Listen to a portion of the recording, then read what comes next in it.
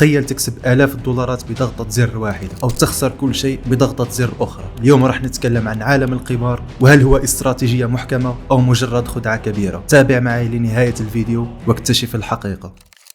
واحد سأل سؤال في ريدت: كيف تفرق بين الاستثمار في الأسواق المالية والقمار؟ واحد رد عليه: عند الخسارة في واحد منهم راح تتعاطى المخدرات، وهو بالتأكيد يقصد في هذه الحالة القمار. بالنسبة لي هذا هو أفضل جواب ممكن تعطيه لأي شخص ما يفرق بين القمار والاستثمار. في نهاية 2020 واحد من مصر دخل في الخيارات الثنائية وخسر 50,000 جنيه، وبسبب الضغوط اللي عليه تجاوز مرحلة المخدرات اللي كانت نتيجة حتمية لأغلب الناس اللي قامروا، وقرر ينهي حياته. كان باسم الله يرحمه طول ال4 سنين بتوع الدراسة كان بيشتغل عنده عربيته وشغالها في شركة وكانت الدنيا مضبوطة معاه. وبعد كده جات له فكرة البورصة اللي هي بيسموها اولمبي تريد وفوركس والحاجات اللي أنا ما سمعناش عنها قبل كده. ورجل كندي خسر 3 مليون دولار في الكازينو، وأغلب المال اللي خسره في القمار مسلفه من عائلته. وهذه قصة من أصل آلاف القصص لمدمني الكازينو، وأغلبهم من جيل السبعينات والثمانينات. وإحنا الجيل الأصغر ندمن على الخيارات الثنائية والرهانات الرياضية أونلاين. How much money do you think you've lost gambling? I had estimated a short time ago, I would say anywhere between $2 and $3 million. And how much money do you owe today? Probably about between family about 1.5 million. في بداية التسعينات واحد من البروفيسورز في جامعة MIT أنشأ فريق من عباقرة الرياضيات في أوكلاهوما. الأعضاء كانوا مجموعة من الطلاب تعلموا عد الأوراق في لعبة بلاك جاك. اللعبة صعبة الفهم وأنا حاولت أفهمها، لكن المهم أن البروفيسور دبر استثمارات بقيمة 100,000 الدولارات لتحقيق الربح من الكازينوهات، وسجل اسم الشركة عند الحكومة ويدفع الضرائب مثل أي بيزنس آخر ليتجنب المشاكل مع القانون. طريقة عد الأوراق في لعبة بلاك جاك ممنوعة في الكازينوهات، ولكن قانونيا ولا واحد يقدر يحاسبك عليها. ضربوا أنت والكازينو بالطريقة اللي تعجبكم. المهم في النهاية آخر واحد يستفيد يدفع الضرائب. بعد ما فتح مشروع باسم حقيقي وجاب مستثمرين، دخل للجامعة وبدأ يشوف عباقرة الرياضيات في الجامعة، والطلاب اللي يجيبهم يفلترهم ويختار أكثر الناس كفاءة من ناحية كل شيء: الكاريزما، الذكاء، الاستيعاب وسرعة البديهة. وبعد 6 أشهر من التدريب بدأوا في العمل وسافروا للاس فيغاس عاصمة القمار العالمية، ونهبوا كل الكازينوهات في لاس فيغاس. كل يوم يدخلوا كازينو جديد وينهبوه ويطلعوا بعشرات الآلاف الدولارات فائدة. الرهانات كانت على مدار أشهر، وفي بعض المرات كانوا يروحوا الكازينوهات في أوروبا، لكن الربح السهل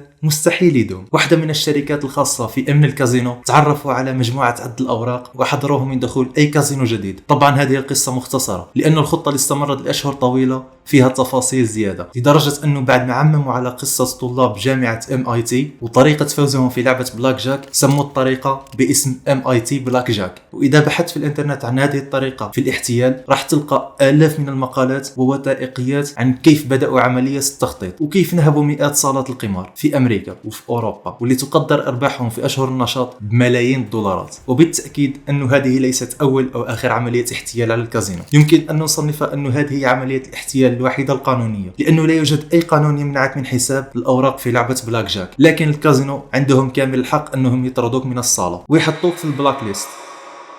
But tonight we'll probably make between 3,000 and 4,000. Yo.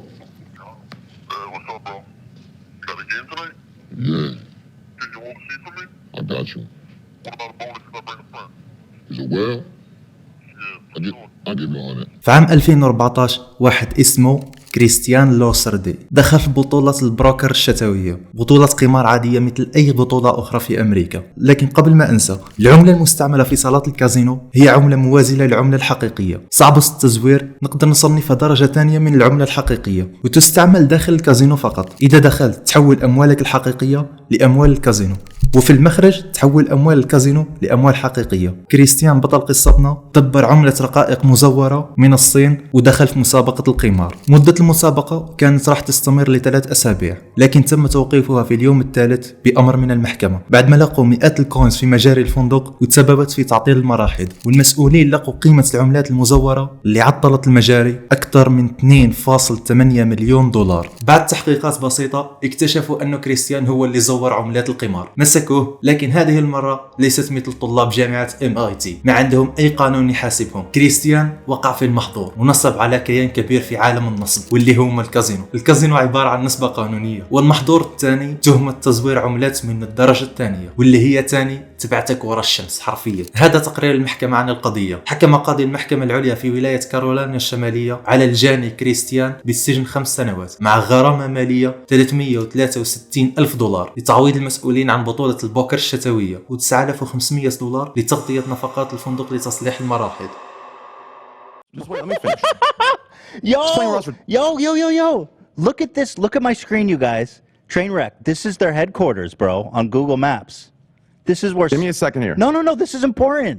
This is where State Casino's located, you guys. Oh, my God. See... أوكي، بعد ما استورت البشرية وبنوا مواقع أونلاين دخلوا معهم شركات القمار، لكن الحكومات بشكل عام حسوا بخطر كبير من الكازينو. إذا خلوهم بدون رقابة بكل بساطة راح يروح فيها جيل المستقبل بدون أي استثناء من الصغير للكبير. فأغلب الدول اللي سمحت بالقمار أونلاين نظموا هذا النوع من البيزنس بقوانين صارمة من الضرائب ومنع تام للظهور قدام الأطفال وخاصة الإعلانات الموجهة. لكن واحدة من هذه الدول فيها ثغرة في القانون واللي هي أستراليا. في أستراليا شركات القمار ممنوعة من الإعلانات، لكن إذا استعنت بجهة ثالثة برا أستراليا فيمكنك الإعلان على موقع القمار بدون أي مشاكل. فيعني لازم تجيب معلنين من برا أستراليا، وبهذه الطريقة تكون قانوني 100%. وهذا اللي استغله إيدي كرافت واللي عمره 26 سنة واللي بالمناسبة هو مليونير مع صاحبه اللي عمره 28 سنة بيجان طهران. وهذول الاثنين هم اللي أسسوا شركة القمار إيزيغاو جيمينج في أستراليا واللي تتفرع منها عشرات الشركات الأخرى للقمار. ولكن للمصداقية البداية لم تكن فعليا من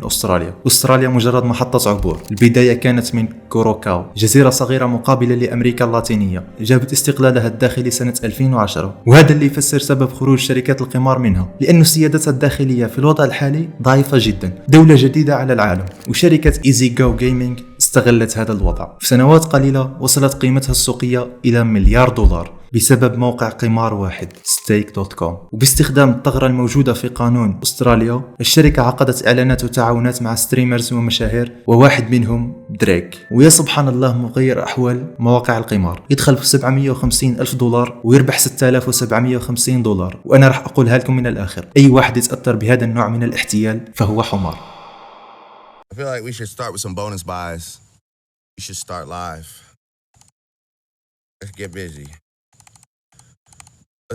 Let's do like 5 buys. I'll start high. Let's see how it goes.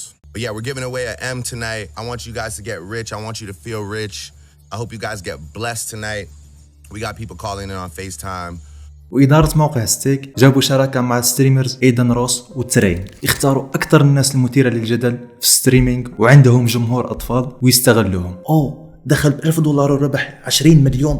الأطفال استيعابهم بطيء، ويعني لازم ينسرقوا ليتعلموا أنه هذا القمار احتيال أو مخطط برونزي، أسخف عملية احتيال ممكن تقع فيها. ترين وإيدن روس جاهم هجوم كبير من الناس على الترويج للقمار للأطفال، وخاصة بما أنه القمار يعتبر واحد من أنواع الإدمان مثل المخدرات. إيدن كان يكسب حسب بعض المصادر $900,000 في الأسبوع، وترين انتشر عليه أنه عنده عقد بينه وبين موقع ستيك بقيمة $360 مليون على مدار 16 شهر، عقد أغلى من كريستيانو وميسي مع بعض. واللي يبين لك إذا كنت إنسان عاقل أنه ترين وإيدن الأرباح اللي يربحوها من القمار عبارة عن كذبة، أنهم يدخلوا اللعبة $50 ويطلعوا أرباح فوق $1 مليون. Yes! Oh my God, on everything! Are you kidding me? Finally!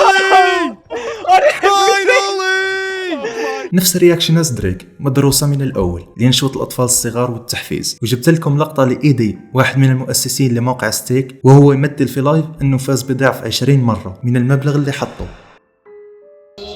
Tough decisions. Do we keep going or what? I don't know. I'm thinking we keep going for a bit, and I'm due for that red crazy time. There's no doubt about it. There's no questioning that.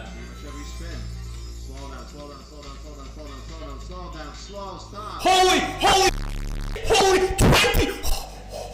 This is cameras out. I'm recording this shit. This is 20x crazy time. This is gonna be crazy. This, I tell you what, this here is gonna be record making. You're about to witness history go down here. This is my partner Bill, and tonight we're going to play ping pong for you in a minute. Out here we entertain ourselves at home. So we got an Atari video game. That was pulled out of the landfill. Donkey Kong has multiple screens. وبدون ما ننسى أن القمار في الألعاب يشكل الجزء الأكبر. شركات القمار تدخل أكبر نسبة أموال في مجال الترفيه بقيمة 460 مليار دولار، وثالث أكبر مجال يدخل الأموال في عالم الترفيه هي الألعاب بقيمة 150 مليار دولار. ولكن لماذا هي ثالث أعلى نسبة أرباح في مجال الترفيه؟ لأنه فيها قمار، واللي هي الباكيجات أو الصناديق. أنا مش شرط لازم أقصد شركة ما معينة باسمها، ولكن مثل شركات معروفة سوبر سيل، EA، إيبيك جيمز. ورح ناخد شركة EA مثال حي لأنه عندهم فضائح وسهلة تجيب عليهم أي زلة. EA حطت نظام الباكيجات في لعبة فيفا حتى تجيب شخصيات وتلعب بيهم وتربح الجيم بكل سهولة. وطبعا الشخصيات يجوك بطريقة عشوائية جدا. إذا كنت حاب تربح صاحبك لازم تدفع. وربنا